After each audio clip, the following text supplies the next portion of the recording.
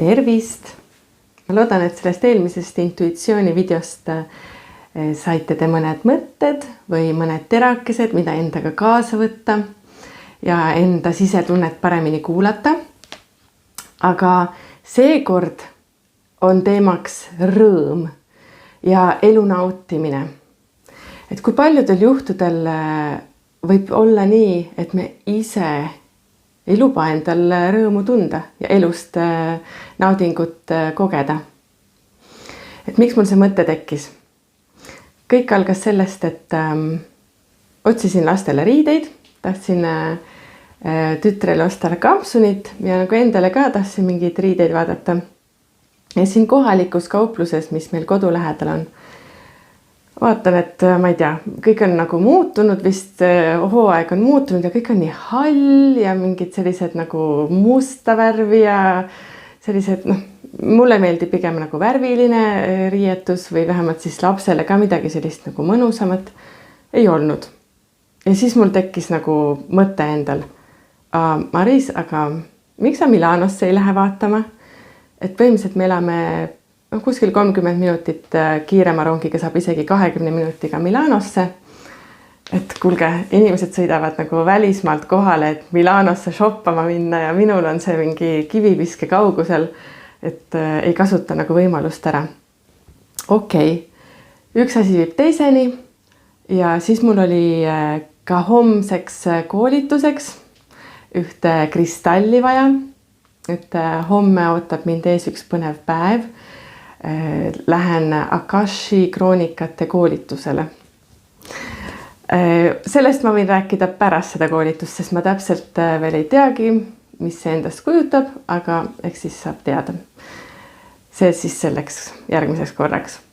Aga tulles tagasi siis selle elurõõmu juurde, et ongi üks asi võib teisele ja ma olin nagu ise kuidagi täitsa selle välistanud, et ma küll käisin varem tihti Milanos, aga siis viimasel ajal ma olin nagu mõelnud niimoodi, et pärast Itaaliasse tagasi kolimist. Et see on ju nagu nii väsitav alati, et see on küll lähedal, aga ikkagi see sõit väsitab, palju inimesi, saginat, ikkagi sa nagu ei jõua nagu palju läbi käia, suur linn. Aga ei, hoopis sellest, mis ma arvasin, et on väsitav, sain ma tegelikult juurde nii palju energiat. Et võib-olla see on see generaatorile omane selline, et elust naudingu saamine genereerib juurde sulle energiat. Et see on see koht, kus ma tahakski siis teiega ka jagada seda, et vahel lihtsalt juhtub niimoodi, et me võib-olla mõtleme, et elus on tähtsamaid asju.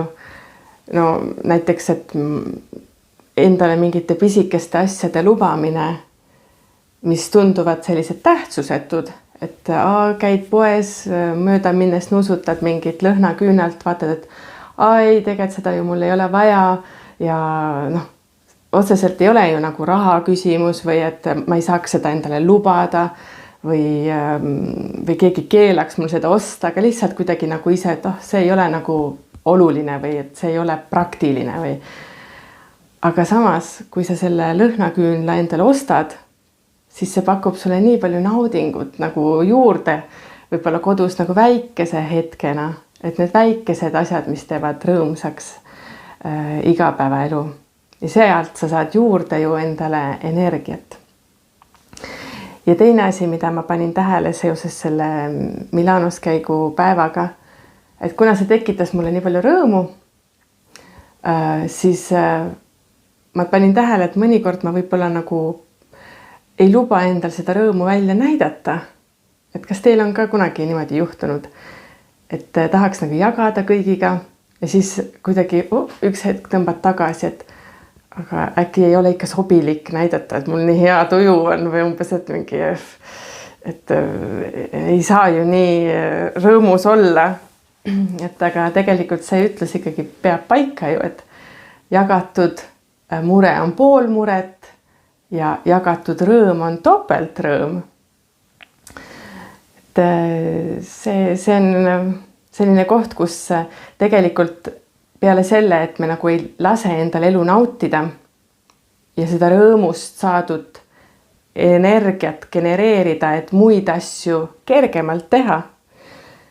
See tagamõte läheb veel sügavamale tegelikult, sest et kui sa endale keelad midagi teha, see nagu küünla ostmine on mingi banaalne näide, aga näiteks sa oled aastaid mõelnud, et ma tahan sinna mingile puhkusereisile minna või et mul nagu tõesti hing kutsub, et ma tahan minna seda mingit vaatamisväärsust vaatama või ma tahan mingit kontserdit, olete mingi lemmikesineja, lemmikmuusik, ma olen teda terve elu näha tahtnud ja ma ei osta seda kontserdipiletit, sest et see ei ole ju nii oluline. Et tegelikult see on ka enda eneseväljenduse alla surumine. Et kui me mõtleme eneseväljenduse peale ja selle kõrikeskuse peale, siis see ei ole ainult see nagu sõnaline väljendus. Et okei, et ma võin oma sõnu, oma mõtteid, oma tundeid väljendada, aga ka meie käitumine ja selline ehe, autentne, südamest lähtuv tegevus on eneseväljendus. Ja kui sa ei lase oma südamest tulevaid soove nagu reaalsetesse tegevustesse ja situatsioonidesse väljenduda, siis sa surud iseennast alla. Ja kõik, mida me alla surume, see võib lõpuks kehas nagu mingid blokeeringuid ja ka selliseid raskust tekitada. Või lihtsalt eluline näide huulevahatist tekitada, õppige minult, väljendage emotsioone, väljendage mõtteid. Et mul nüüd siin tekkis huulevahatis, ma olen üpris kindel, kui ma hakkasin tagasi mõtlema. See on lihtsalt märk sellest, et nagu ma ei öelnud välja mingeid asju, mida ma mõtlesin ja pärast lõi välja siin. Et kõik meil on nagu ühendatud füüsiline keha selle energiakehaga. Et laseme sellel voolata. Ja võib-olla ka see rõõmu kogemise kartus või selline nagu tagasihoidmine. Võib-olla ka lihtsalt selline väike uskumus, et nagu peabki kõik asjad välja teenima kuidagi või et kõik peab praktiline olema või et tuleb nagu vaeva näha.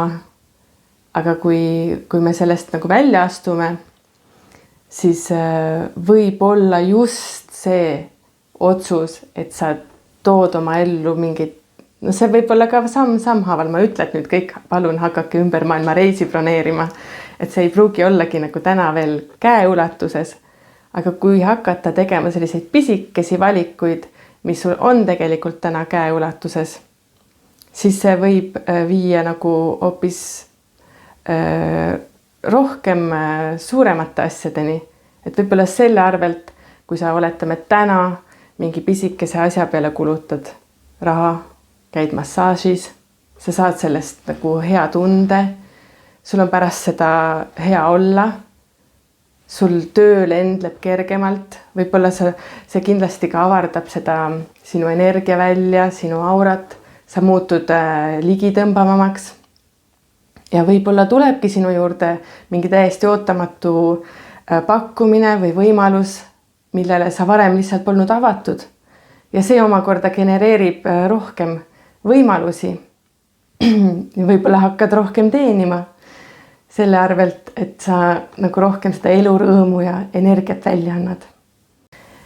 Rõõmu kogemisega on mul ka üks teine mõte, et tegelikult rõõm või nagu õnnelik olemine, paljud inimesed otsivadki elus seda õnnetunnet ja et saaks olla õnnelik.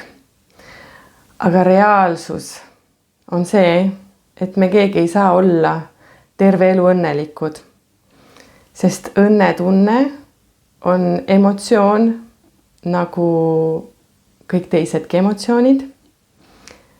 Ja mis on emotsioonid? Need on mööduvad. Et ka human designis me räägime emotsioonist kui lainetusest. Emotsioon tuleb ja ta läheb ja muundub ja tuleb uus tunne. Et samamoodi on ka selle õnnetundega. Ja suur tarkus on õppida kogema ja tõesti vastu võtma ja nautima siis, kui on võimalus seda õnnetunnet kogeda. Et siis saadki nagu täiel rinnal olla selles, suppelda selles õnnes ja ka aktsepteerida, et see on mööduv nähtus.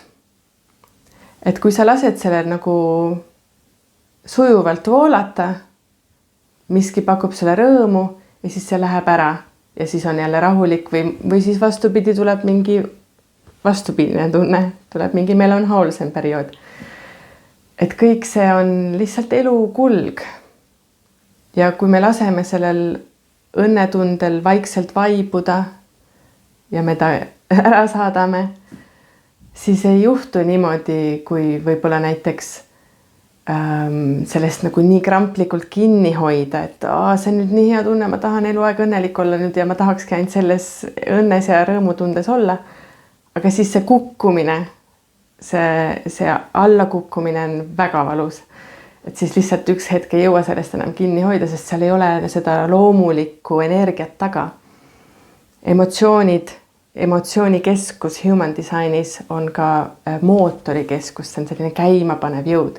Et emotsiooni ajel sa võid väga, emotsioonid aitavad käima panna asju. Emotsiooni ajel, ütleme, ei ole hea tegutseda, aga see on nagu selline mootor, mis aitab tõuke anda. Jah, et kui oled näiteks kaua aega mingit puhkusereisi oodanud ja nii pikalt juba sinna panustanud ja nagu kujutad ette, kuidas kõik on ja kui see üks hetk nagu lihtsalt läbi saab, kui sa ei teadvusta, et see ongi nagu loomulik kulg, et meil on igapäevaelu, siis on puhkusereisid, kõik läheb edasi, et kui sa nagu ei teadvusta, et sa ainult eladki selle mingi õnnehetke puhkusereisi nimel, et see on nagu su ainus helge hetk ja siis nagu tahaksid sellest kinni hoida kramplikult, nagu see saab läbi ja siis see emotsioonide kukkumine, see intervall on nagu väga-väga valus. Et see on omaette tarkus, mida õppida. Vot. Aga seda kõike siis minu väikselt linnareisilt.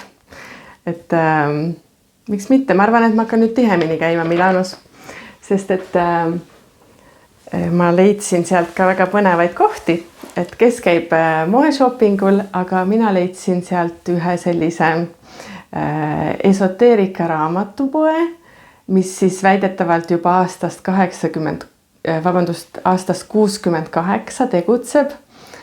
Et kui mõelda selle peale, mis Eestis aastal 68 toimus, ma arvan, et keegi nagu avalikult ei rääkinud mingitest energeetika asjadest.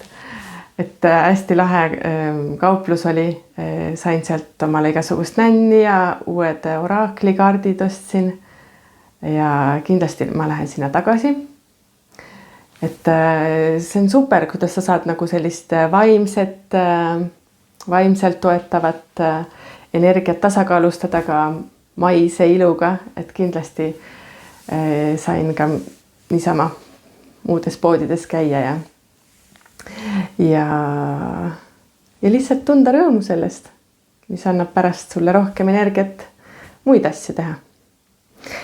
Et pane tähele, kus on see koht, kus sina saaksid ise rohkem rõõmu ja naudingut oma ellu tuua, et see ei ole lihtsalt selline nagu lustimine, et see ei ole, vahel on sellisel lustimisel nagu meie ühiskonnas natuke negatiivne maik, et sa oled niisama mingi lullilööja ja lustija ja et aga miks me siis peakski nagu enda elu ise raskeks tegema, et loomulikult on igasuguseid kohustusi ja on ka nagu, me peame ka kahe jalaga maa peal olema, aga kõik peab tasakaalus olema, et kerge on hea ja pane tähele, mis on kerge, et tunneta seda, see, mida sa teed, mis sul tuleb kergusega, see on õige asi.